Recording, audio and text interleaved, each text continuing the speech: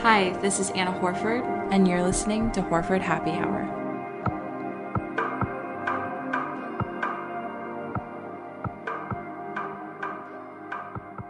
All right, everyone. Thanks for joining me on another episode of Horford Happy Hour. This week's guest is my sister Maria, who I think your last episode was the dating episode. Is that correct? Yes, the hilarious dating episode. Yes, that was a fan favorite.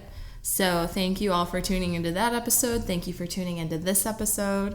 And this week we are talking friend expectations, which is your expectations of your friends and how important it is. We're also going to be talking, pet peeves that you have when it comes to your friends and whatnot, and also ways to kind of stay close to your friends and kind of help your relationships be, meaningful and last long and whatnot. So yeah. And we are drinking Robert Mondavi, which... so random. It's so random. So I was driving home from work. I was going to get a bottle of wine. I had one in mind that I really wanted to drink. And there was huge traffic backups and they were blocking all the stores I wanted to go to. So I got stuck pulling into a Walgreens, and their selection, as you can imagine, was very limited. So, and all the other ones they had there I had already tried or I'd had on the show, I'm sure Apothic Red. Okay. Apothic Red and 14 Hands and Cupcake and everything. So those are all wines I've already tried. And this one was a random one. And Maria, you referred to it as basic. Yeah. It's basic. It's good. It's good. Yeah. It whatever. Tastes kind of like if you asked for a glass of red wine at Olive Garden, I feel like this is what it would taste exactly. like. So it's not horrible, but at the same time, I mean, I don't know. Olive Garden sucks to me, but that was just an example. Yeah, I know. But I'll go to Olive Garden. So it says to pair it with grilled steak and pasta, and it's got hints of red berry spice, cherry, blueberry, and vanilla. So maybe that's what we're missing is the steak. Yeah, maybe we're missing something to enjoy it with. So I don't know. But let's jump into this topic. I'm excited to talk about it with Maria because we were just in Boston, and throughout the weekend we were talking about our friends and our relationships with them and stuff. And so some of this might be a little bit relevant. I think everyone is going to be able to relate to what we're going to be talking about today. So it'll be interesting, and let me know your reactions too. You can always message horfordhappyhour@gmail.com if you ever have comments, questions, episode suggestions, anything like that. So yeah, definitely do that. And let's talk about friends. All right. I mean, are you ready? Kinda. Okay. Well, as you know, we're both in our mid-20s, and the older you get, the harder it is to stay in touch with people. And but I feel like your true friends will always be there for you when you need them, regardless of distance or reasons. And I think it's really important to always have high friend expectations, because you should always try to be a good friend. I feel like that's, we learn that when we're little, and when you get older, I feel like some of that basic stuff kind of gets lost along the way. Yes, and other things happen when you get older too. Yeah, you get busy and all that. So what we're going to be mainly focusing on are just ways to, like I said, ways to help stay in touch with people you love, and also pet peeves. So this is our time to vent. And so these are the pet peeves that we kind of came up with. And the first one is the friend who can never keep their word. Dun, dun, dun. Dun, dun, dun. And so this is the friend that kind of makes excuses, tells, lies or white lies, and always says that they want to hang out, but they never make an actual effort to hang out. So I feel like this is something we've all experienced, the friend who can't keep their word. I don't know. That's one of my least favorites, things about friends. It's why lie? Why lie and tell me you want to see me or you're going to see me and then just don't? It's it'd be better if they just didn't say it in the first place. Exactly. Just tell me you're busy or that you don't want to, or don't act like you really want to be my friend or don't say you're going to and not like have your actions match your words. Like, yeah, absolutely. Bothers me. I think that's probably one of the worst ones, because you almost get your hopes up and then you're like really excited to see them, and then they don't make the effort, you know, that you're making, and then it puts a real dent into things, and then you kind of resent that friend when it's like, I want to love you and I want to have a good time together, but what you're doing on your end, like, that's just not cool. So just like be upfront with me, kind of thing. I know sometimes it's hard because sometimes people like don't want to say no.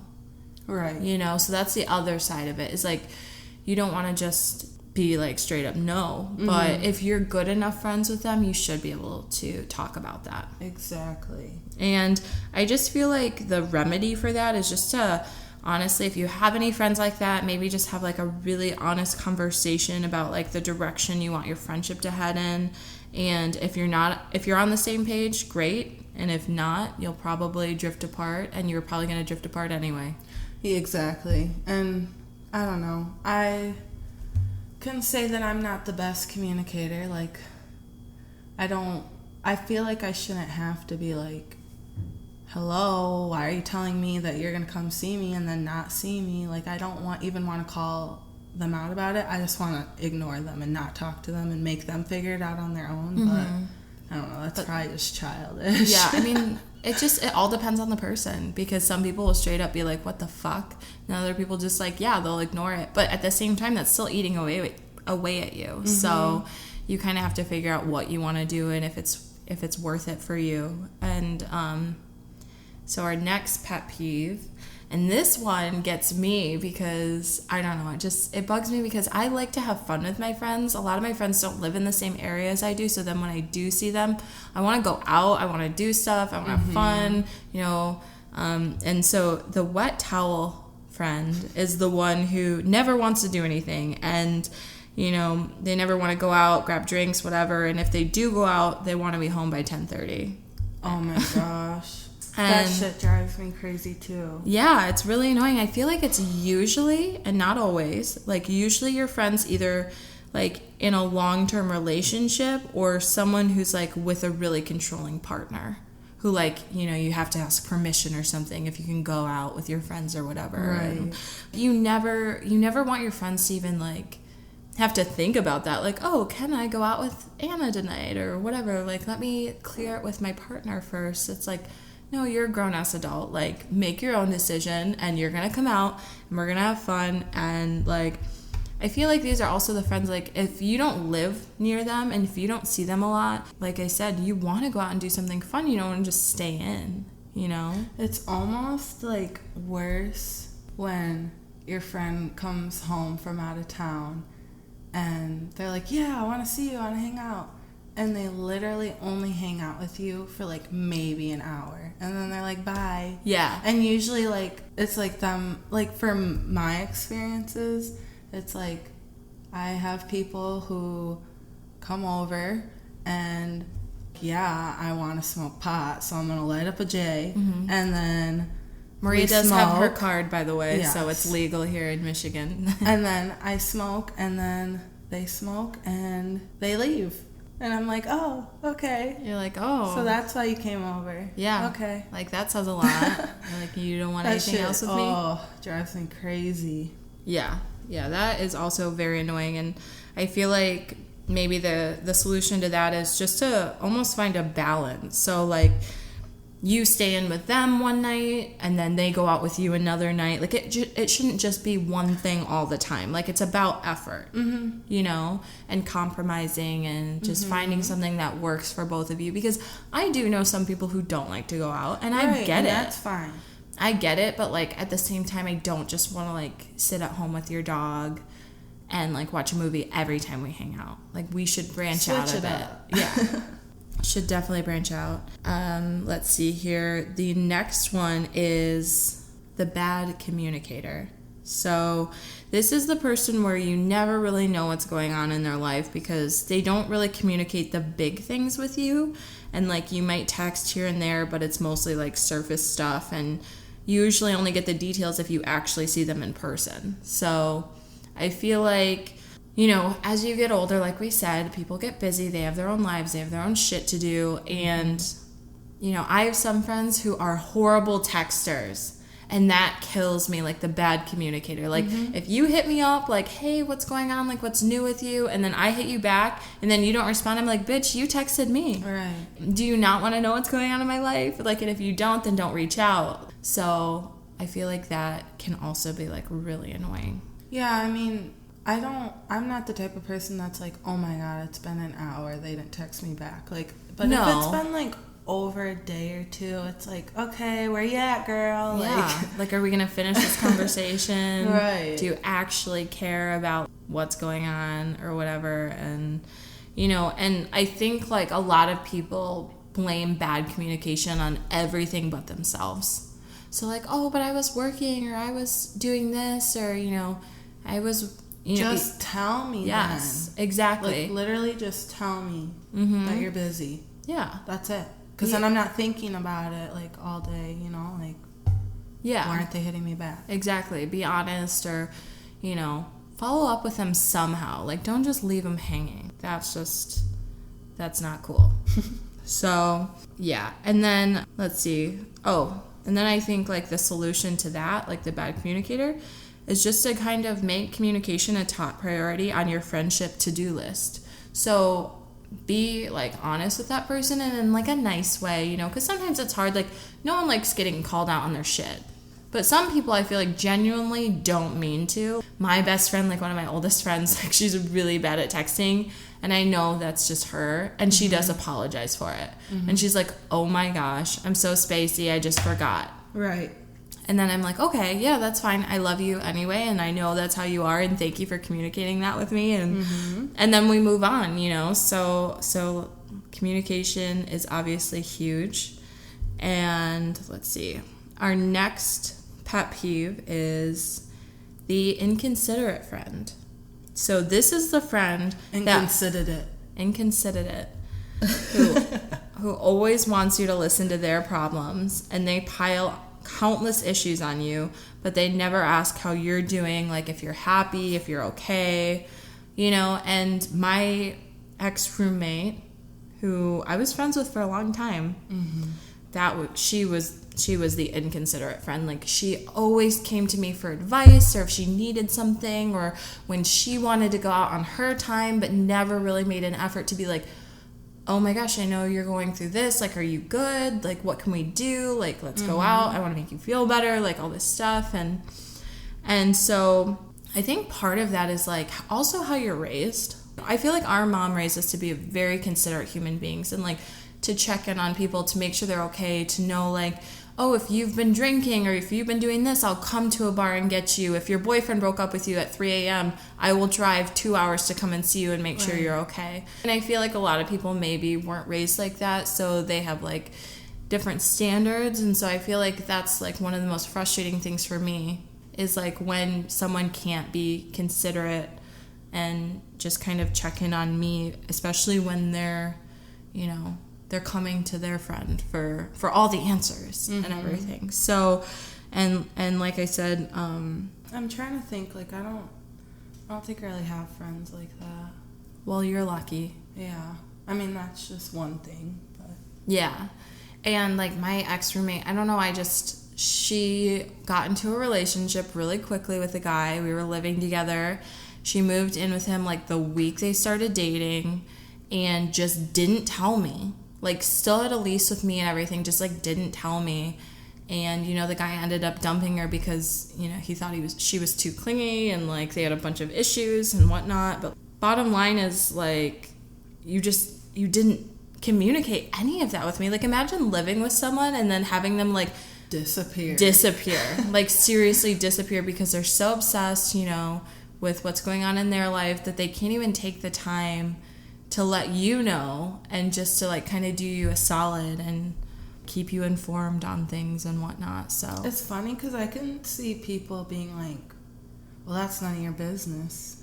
Yeah. And it's like, okay, well then. It depends on how good of a friend you are with them. Like, sometimes you're really close to people, and sometimes you're just like more of an acquaintance to someone. If she were an acquaintance to me, I wouldn't have been upset. But like, we have been friends since like middle school. Like, we were really good friends, and I really valued her friendship. We had a lot of fun together. She made me laugh all the time, and we liked doing fun, goofy stuff together. And it's like, so that felt like such a slap in the face when that happened. And I know that it had more to do with like what was going on with her, but it still hurt. Like, it still sucks, you know? And we are not friends.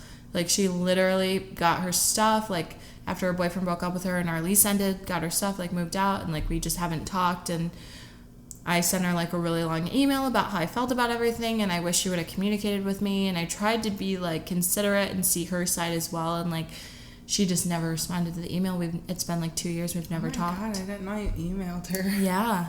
Yeah, so I'm a big communicator.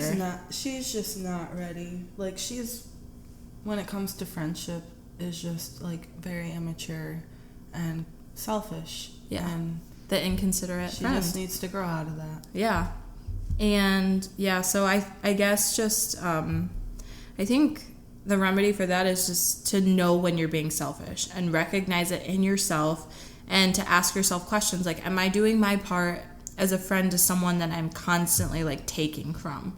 Like, it's all about give and take. There has to be a balance, and I think that's what's most important. I'd like to take a minute to talk to you guys about Beachbody On Demand. Beachbody On Demand is an easy-to-use streaming service that gives you instant access to a wide variety of super effective workouts you can do from the comfort of your living room 24/7. There are hundreds of effective workouts for all fitness levels, ranging from bodybuilding to weight training to cardio HIIT to yoga and even dance workouts. And you can work out on your schedule. There are workouts as short as 10 minutes that don't require any extra equipment, and you can access it anytime and anywhere. View it on your computer, web-enabled TV, tablet, smartphone, Roku, Apple TV, Chromecast, and more.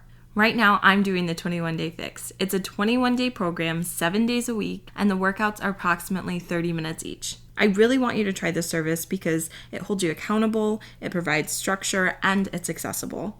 Right now, my listeners can get a special free trial membership when you text HHH to 303030. You'll get full access to this entire platform for free. All the workouts, the nutrition information, and support totally free. Just text HHH to 303030.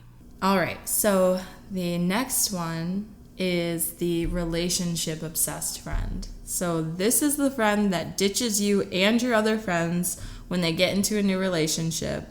But when that relationship ends, they immediately want you to welcome them back with open arms as if they didn't ditch you for like 6 months or however long the relationship was. And I've had a couple friends like this, and I always have kind of taken the high road and welcomed them back in because I love them and I care about them and stuff. But at the same time, like, you have to know, you just have to know what you're doing and how it impacts the people around you. And that also, like, there could be consequences for your actions. So I think that one, you know, is kind of tricky. And I think a lot of people, when they get into a new relationship, like, it's so exciting. You're having sex all the time. You're so happy. Like, you're very, like, it's your honeymoon phase. Right. So I get it. But, like, I was never like that with relationships. I would go out with my boyfriend and my friend, like, even if they were a third wheel, but they wouldn't feel like one because we were never, like, super clingy or super whatever. Like, I always tried to still hang out and include my friends, you know? Mm-hmm. And I feel like you do that, too. Yeah. Like, because it's important. Yeah. All my friends have no problem with Cam, so it's cool. And, yeah, we can all hang out, so that's good. Yeah, I think that's huge, too. Like, someone that... And also, like, if your friends don't want to hang out with your boyfriend, then maybe you don't have the right boyfriend. Because there are some friends who will do that, like, the relationship obsessed, and it's because your friends have a problem with the guy. It's like, do you think all your friends are crazy, or do you think it's you who's crazy? Like, right. You know, there's a reason if your friends don't want to hang out with who you're dating. I think that you should pay attention to that kind of thing. Mm-hmm. All right, and so the last pet peeve, you know, when it comes to friends is the drifter. And this is someone who, you know, you used to be super close with, who over time you just kind of drifted away from each other, and, like, neither one of you really knows why. or you like never really communicated why. And I think this happens like as shit happens, as life happens, as you move away, as you happen multiple times. Yeah, as you go to college and when you get, you know, your first like real job, this happens to everyone. But sometimes it leaves you feeling so like open-ended. Like there's no closure. Mm-hmm. So I think that's like the hardest part of these types of friendships. You just don't have any closure. And like Maria knows, like one of my ex-friends, randomly, like I had seen her. I had been in Florida when my brother John was with the Gators, and we had moved back to Michigan. And I'd like hung out with her a few times when I got back to Michigan, you know, and she told me she was getting married. And I was like, oh my God, that's so amazing. This is someone I've known since, you know, 4th grade. And we've always been pretty good friends, and like we really cared about each other and stuff. She tells me she's getting married. I was like, oh my gosh, like, am I going to be a part of the wedding, or like what's happening? You know, she's like, well, we don't know any of that yet, kind of thing. And then like a few months later, like rolls around or whatever, and like I don't even get an invitation to the wedding. And I was like, oh, that's weird. What the fuck? Like, did I do something? And it was just kind of without an explanation. And, you know, if I did something to truly warrant that, to ruin that long of a friendship, I'd like to know. But, you know, when I look back and think about it, there's nothing I could have done that, you know, excused what she did, kind of thing. And I don't know if it's because I was, you know, in Florida for a while. It was only a year, like, or what it was, but I don't know. And I also didn't really know who she was marrying. So I think that might have been it too. But I had heard certain things about him, and, you know, so I had been vocal about it to a few of our other friends and stuff. And so I'm like, I think that could be the only thing that would make sense in my mind. So do you have any friends that, you know, you just kind of drifted from, and you're like, what the, and then you like look back, you're like, what the fuck happened? I mean, it's been a while. I've had the same like 4, 5 friends since I got out of high school. But in high school, there's like one best friend that I had, and I to this day I cannot figure out why we stopped being friends. I don't know where it happened or why it happened. Mm-hmm. I have no idea, and it's so weird because we were such good friends. Like, I don't know what happened. Yeah, and like looking back on it, there's nothing you can think of. And there's one thing that I might have said, but that the only reason if this is why she got mad about it, the only reason she got mad about it is because it was true. And it turned out being true. Mm-hmm. So, like... Isn't that a bitch? She was probably just, like, mad because I knew. I knew her so well. I knew that what I said was true. And whatever. Mm-hmm. She got mad. And that's the last thing I can think of. But it sucks. She was cool. Yeah. Yeah, definitely. And then it makes you sad and like almost want to like reach out to that person, but you don't know how they're going to receive it, you know. And I feel like that's vice versa. Like they probably are like, oh shit, like did I burn this bridge? Mm-hmm. And then you don't know how to like reconnect with people sometimes. But yeah, I'm definitely going to start cracking down on my friendships. I literally just had this talk with Cam You have to be selective. Yeah. Otherwise you're going to get hurt. Like 100%. Like if you're not going to put the effort in, I'm not. I'm like way too good to people sometimes. Yeah, I want ride or dies only. Yeah. Like seriously. For sure. Like people I can trust, people who I know that are going to be there for me and that like don't bullshit. People that actually want to be there with you in person, hang out with you, spend time. Like, you know. Yeah, not genuine. Just something over the phone. Right. So yeah. Genuine people only. And, you know, some people are more than one of these things that we mentioned. And, like, I've been some of these things at times, but I always try to correct it. It's okay to focus on yourself for a while and do your own thing, but, like, don't just constantly be a taker. Like, make sure you're really paying attention to the people around you, how you're treating them. Because, like, honestly, like, treat people how you want to be treated. That's, like, the golden fucking rule, you know, from elementary school or whatever. And it's honestly true. And so you do need to check yourself. I need to check myself sometimes, but like I'm also a very fierce friend. I'm very protective of my friends. I try to go above and beyond because like I just like want to do that for the people I love. Mm-hmm. And so you want that to like be reciprocated. Yeah. So yeah, I think that is all very important. So I need to talk to you all about a problem. 66% of men lose their hair by age 35. And the thing is, when you start to notice hair loss, it's too late. So let me ask you, do you want a bald spot to pop up, or do you want to do something about it first? Do you want your hairline to recede, or do you want to do something about it first? Do you want to be in denial like LeBron James? Probably not. Here's your solution. Forhims.com, a one-stop shop for hair loss, skincare, and sexual wellness for men. Thanks to science, baldness can be optional. Hims connects you with real doctors and medical-grade solutions to treat hair loss. No waiting rooms, no awkward doctor visits, and you can save hours by going to forhims.com. It's so easy, and the products are shipped directly to your door. I know there are a few members of my family who wish they would have known about this years ago. So order now. My listeners get a trial month of Hims for just $5 today, right now while supplies last. See their website for full details. This would cost you hundreds if you went to the doctor or a pharmacy. Go to forhims.com/HHH. That's FORHIMS.com/HHH. Forhims.com/HHH. So now I kind of want to talk about like the best ways to stay in touch with friends. And so number one is kind of obvious, but social media. So Instagram, Facebook, Twitter, Snapchat, whatever you like to do, you know, it kind of takes away any excuse for you to not be at least somewhat in the know with your friends. Mm-hmm. But I feel like the only problem with it is that it's like just mostly surface level. Yeah. You know, like you know where they are, what they're doing, but like you don't know details. And like they'll comment like, damn girl, or like, okay. And like, it's like, I want more. It's like, okay, call me. Right, exactly. I don't want to just talk to you on Instagram comments.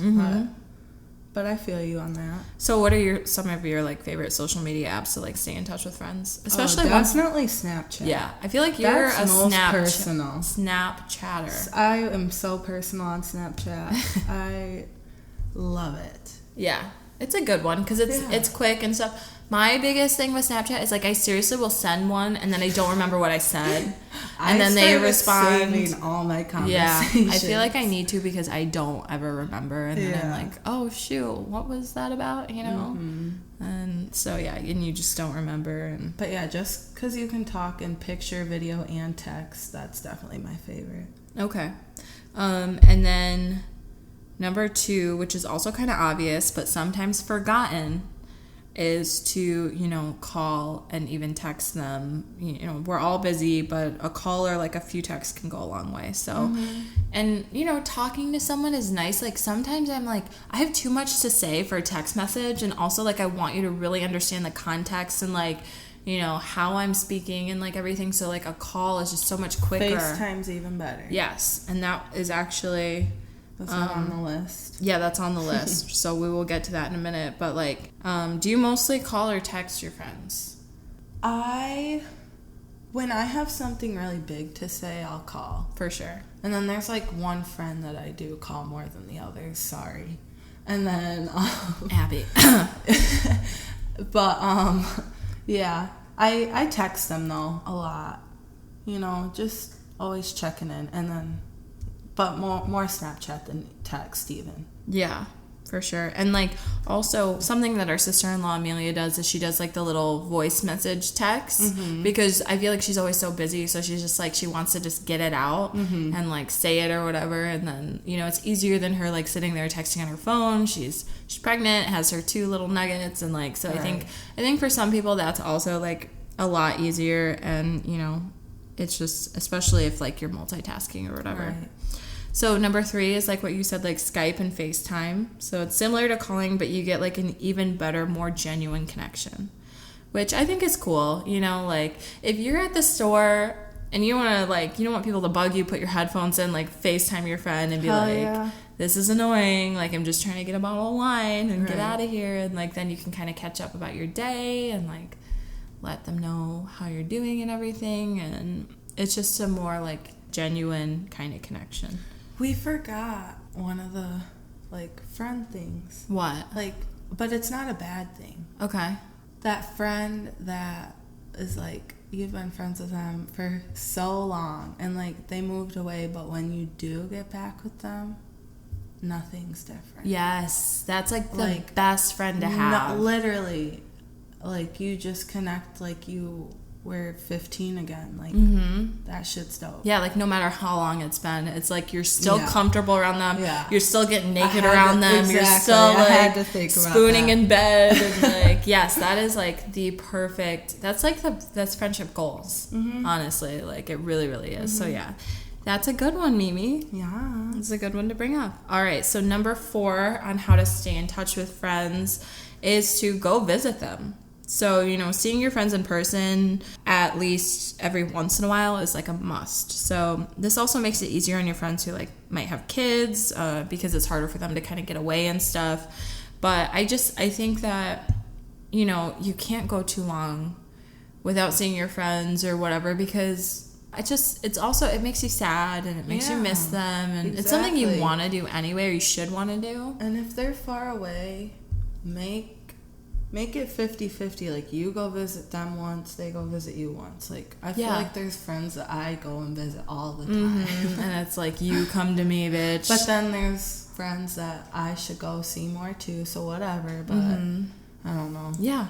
And I think the whole like the big thing of this episode has been balance. Yes. So, you know, really find balance. And communication. Balance and communication, and just really kind of be aware and mindful of your actions and stuff. And like at the same time, like people who you aren't that close with, you really don't owe them shit. At the end of the day, like if you really want to focus on yourself, do that. But I'm talking about like best friends or close friends.